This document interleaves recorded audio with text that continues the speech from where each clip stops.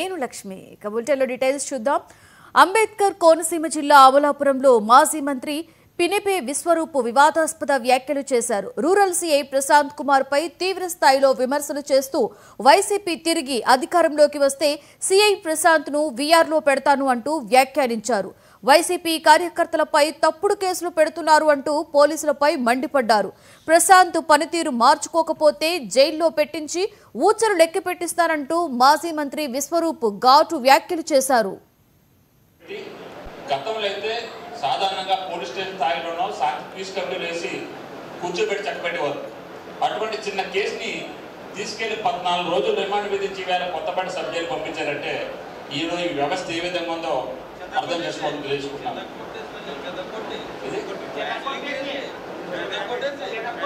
చిత్తకొట్టి CM Prashanth గారు మేము హెచ్చరిస్తున్నాం. మీరు ఇక్కడ చాలా అతిగా చేస్తున్నారు. రాబోయేది వైఎస్ఆర్ కాంగ్రెస్ పార్టీ ప్రభుత్వం. మీరు ఎంత ఓవర్గా చేస్తున్నారంటే ఇక్కడ అనేక సంఘటనలు మాకు ఉన్నాయి. నువ్వు ఇదే విధంగా ప్రవర్తిస్తే రాబోయే 5 సంవత్సరాల్లోనూ మీరు బీఆర్ఎల్ కన్నాకి డిసైడ్ అయి ఉండండి. తప్పనిసరిగా వ్యక్తిగత లక్ష్యం వైఎస్ఆర్ కాంగ్రెస్ పార్టీ మీరు పెట్టుకోవాలి. కానీ వైఎస్ఆర్ కాంగ్రెస్ పార్టీ లక్ష్యంగా, వైఎస్ఆర్ కాంగ్రెస్ పార్టీ కార్యకర్తల లక్ష్యంగా నీ చేతిలో పవర్ ఉంది కదా, చేతిలో లాంటి ఉందని కానీ ఇష్టం వచ్చినట్టు చూపిస్తే రాబోయే 5 సంవత్సరాల్లోనూ నీకు తప్పనిసరిగా శ్రీకృష్ణుడి జన్మస్థానాన్ని చూపించే రోజు తొందరలోనే వస్తాను.